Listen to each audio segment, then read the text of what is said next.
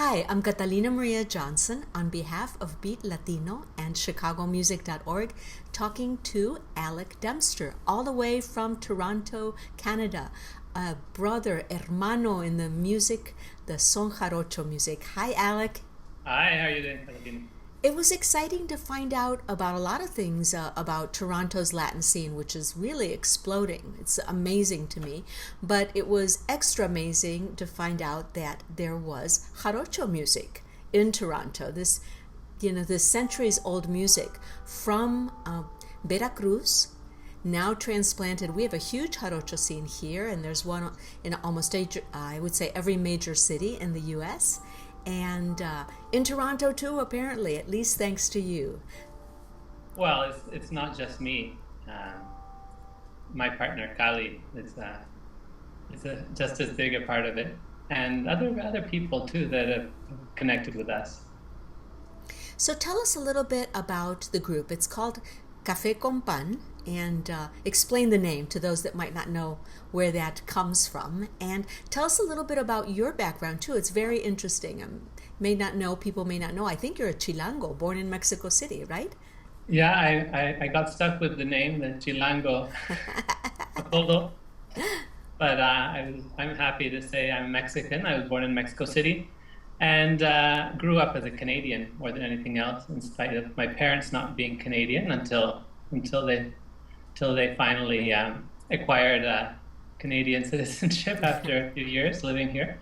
But going back to Café con Pan, most people that have taken at least one or two jarocho dance lessons will know that everybody starts with Café con Pan, Café con Pan. So it's a way to learn the basic steps, and it stuck with us. I think when we first started using the name, we weren't really thinking very far ahead as to having a group the way we have one now in Toronto. So how long has Café con Pan been around then?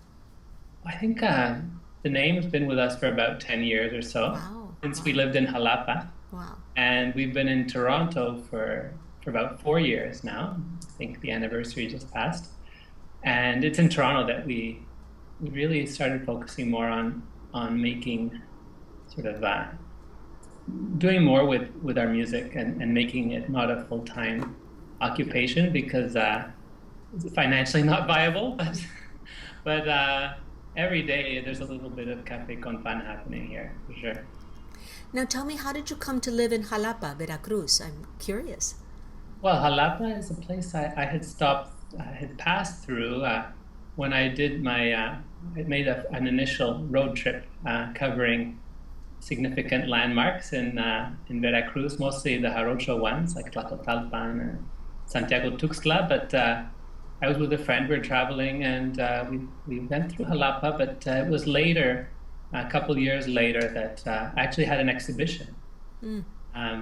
which is appropriate to mention because it was an exhibition of the first few prints in the series that I have a book published of now, the Loteria Jarocha. Now, when that's what you're coming to Chicago, in fact, there'll be a concert, but there'll also be the presentation of your book, which is, so did you start as a visual artist, Alec, and then move into music, or was it a simultaneous kind of thing? Music is something I've been around a lot from my dad. He plays guitar and Baroque music. He plays the lute. Oh, wow. So you went for the criollo Baroque, the Latin American Baroque Yeah. music, because really it's sort of from that same period as far as we Well, know. yeah, the instruments definitely are related, and there are songs that Baroque musicians have picked up on, and there's been all kinds of collaborations. I'm sure you know, between really traditional jarocho musicians and more Baroque players. But yeah, what were we talking Oh, about? Yeah. yeah. So how you got started in the Oh, visual arts? I created music, and well, art is something that's a little bit more natural to me. Mm-hmm. It's a thing I didn't really have to study it, although I Mm-hmm. ended up getting a degree in visual arts, and music was something I did later in high school, I took it really seriously for a while and thought maybe I would continue, but it's hard to do for me to do several things at once. I tend to go from one to the other. I haven't done a lot of printmaking recently, partly because of the writing and the music. So it's something, visual art is something that comes out of me naturally, and I think I have to sweat over the music a The little bit music. more. Now, does as Café con Pan, do you compose music, new jarocho tunes, or do you pretty much kind of reinterpret the classics and the standards? Well, the last 4 years have definitely been a surprise to us because we've come up with new things. I think it has to do with the context and being the only jarocho musicians here. There are not frequent fandangos, and although the traditional songs are really important to us and we play them uh, very often, but we try to make them our own as well, which is, I think, what most people have always done with Son Jarocho. But it's been great. Luckily, I have a creative partner to collaborate with, and she is very good on the versada, on the poetry. So she comes up with things, and then I work on them musically, and then we go back and forth, and it's an organic process, and takes a while until things solidify. And we do work with other musicians here, and luckily they also give us some of their musical input. So yeah, it's exciting to create. But we did spend a lot of time playing the traditional songs. Well, everybody does. I think it's sort of part of the it's the ritual, too. You always kind of give some kind of homage or tribute to what's past. So I know that a lot of jarocho verses have to do with the space and the place that you're in. So does Toronto have some verses already? I'm, I think what Kali has sung a lot about is the sort of being displaced from being away from Veracruz, and she sings about her art form too. She sings about the essence of singing and of poetry, sung poetry. She sings about yeah, her health sometimes and things like that, and she does dedicate songs to other people. I know you wrote about the Latin scene here and the salsa scene. She wrote a song dedicated to one of the guys that you mentioned, Jose Ortega, called Tequila Ron, which is a song jarocho. It's a corrido. uh-huh. Uh, what else? Wow. He's written a lot about where she's from the landscape, and Santiago Tuxtla is her hometown. One in particular, it's a song which uses a lot of the Nahuatl words, which are part of the vocabulary there. So it's an interesting song which people don't understand until she explains all of the words to them. Wow. Wow. Now tell us, we're excited because you're bringing, of course, the group and we'll be hearing your music, but also you're presenting a book which has a lot to do with the music. And I see an image behind it, the rooster or the cock maybe with the microphone. Cool. Very cool. El gallo. So tell us a little bit about the Loteria Jarocha. I know that people will want to, probably not everybody will know what the Loteria is, but tell us about that first. The Loteria, which is the child's game, and then your version of it. Well, the Loteria, some people may not know it by the name Loteria, but have probably seen some of the images because they've become quite iconic, and you see them as postcards, or they pop up all over the place, just not necessarily in the game. Mm-hmm. But it is an old form of gambling. I guess it goes back to, I think, at least the 18th century in Europe, or yeah, maybe earlier than that. But it arrived in Mexico in the 18th century. Images in the form of a board that you would compare to a bingo. Mm-hmm. Well, Yeah, I was going to say it's like a not really cool bingo game.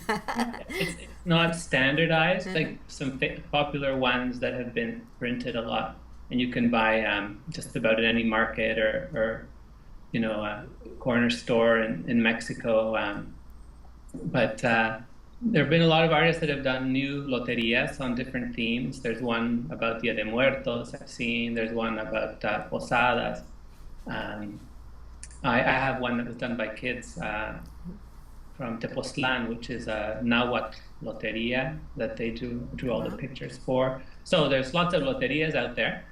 So it's a living tradition, I suppose.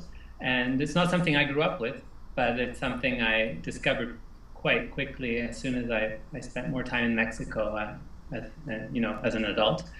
And the loteria I created, I've done a couple, but this is the first one I did and is in the form of a book now, is all about son jarocho. And I illustrated 60 sonnets to create the game. And that was a while ago. That was at least 6 years ago. And it was quite popular. Now it's out of print, but hopefully that'll change soon. I'm collaborating with somebody on that. But I can't reveal anything. But I do have the book here. This is the Loteria book. It's beautiful. Yeah. And, there are images, but the interesting thing about this is that I wrote it in Toronto, but in order to write it, I had to really go back in time to a lot of memorable, moments that I spent with musicians, learning about son jarocho, and then doing my own research and finding out as much as I could about the different sones. So each print that you made is a song, refers to a song or lines in a song then? They're all specific sones, and they're all very old. Wow. And none of them have an author associated with them. We don't know who wrote them. Wow. And there's an endless amount of verses too that you could pick or choose to illustrate the particular theme. So it's my interpretation. Mm-hmm. Any other artist would probably come up with a very different sort of approach. But this one, luckily, I haven't had any objections to the way I've represented the sones. I'm open to hearing any comments, but it's a personal look at son jarocho, and it's turned out to be a bit of a guide because I've covered a lot of ground, historical and personal, and certain personalities within son jarocho. It's a quick read, so you can sit down and an hour later you'll know a whole lot about son jarocho. I loved, I know that when I saw it online, I saw some of the images, and I love the one for La Bamba, which seems to be a couple, but it's almost like they're African internally, but then there's, trappings around them that are more European. So I didn't know if that was I was interpreting that correctly, but I know that song, a lot of people know it because of Richie Valens here, but it has such an ancient history and really speaks to the African part of Mexico. I think I'm pleased that you were drawn to my print of La Bamba because it was the first line of print I did in the series. I spent about 2 years to complete the whole series. And La Bamba, the way I approached it was the view I had seen of the traditional or stereotypical jarocho dance partners. There's even a statue representing them in the port of Veracruz. Or is it Tlacotalpan? I don't know. I think there's a few. But there's the woman with the sort of the Andalusian skirts, multi-layered, and lifting them up with her dance partner beside her. So, very classic, yeah. It's a classic pose. And I think that's the son jarocho I first came in contact with. But inside, or at least a bit like an X-ray view of them, you do see a black face, which could be what you say. It could be the African. The African core. There is something there. There's the indigenous and the African and Andalusia, and I don't see one as being more than the other. They're inseparable at this point after so many years. Wow. Tell us one little thing about a little bit about the technique. For some reason, I associate it, but I'm not that familiar with art techniques. But when I saw it, it looked very Mexican to me. I just went, very I don't know if that's a very traditional style or often used. Tell us a little bit about how you created the prints. Well, they're really stamps. I take a piece of flat material. It's could be rubber. You could use wood. It has to be flat, and you have to be able to carve into it. So what you're doing is you're removing areas so that when you roll ink on the surface, the ink is not going to go into those grooves, and those are going to be white. When you put a piece of paper on with pressure, you apply the paper to the plate, and you get a copy. So you can do multiple copies of your image.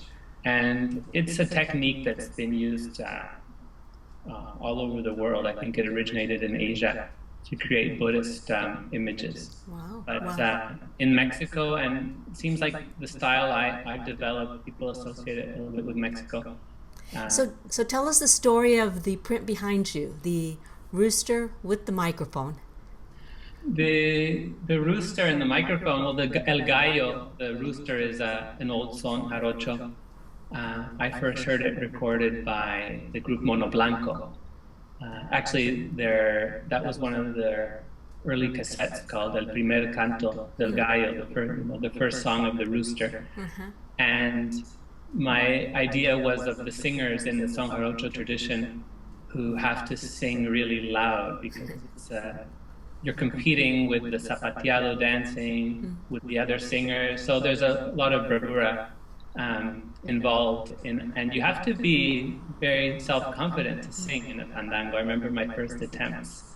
My heart started racing, and I was so afraid of what was going to happen because once you start, there's no going back. There's no turning back.